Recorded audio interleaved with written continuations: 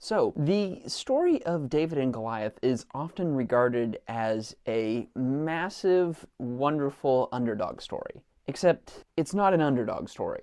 Now, I know you're gonna give me a lot of hate for this and disagree with me in the comments, but please at least hear me out before you go and start just shouting at me in the comments. Traditionally, when we think of an underdog story, we think of someone who is small and unlikely to win. And for the case of David, this seems to fit the bill perfectly. However, what we need to understand is the stuff that was leading up to this, as well as God's perspective on the situation. You see, in the book of 1 Samuel, leading all the way up to chapter 16, and especially in chapter 15, we get to know about this guy named Saul, who was picked by the prophet Samuel to lead the people of Israel.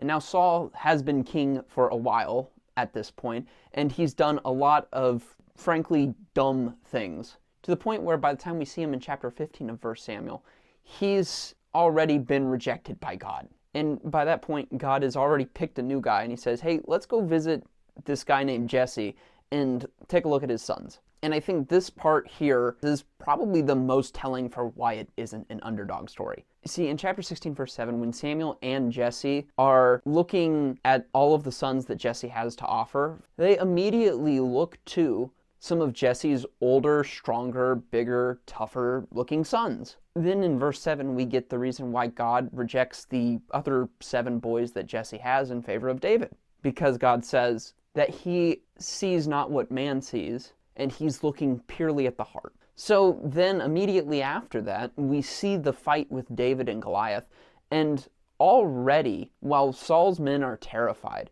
David has no fear of this guy, and just straight up asks, hey, who's this guy talking crap about our God? I'm gonna go fight him, which is wild to think. But you have to realize, in his mind, it was clear as day that he was gonna win.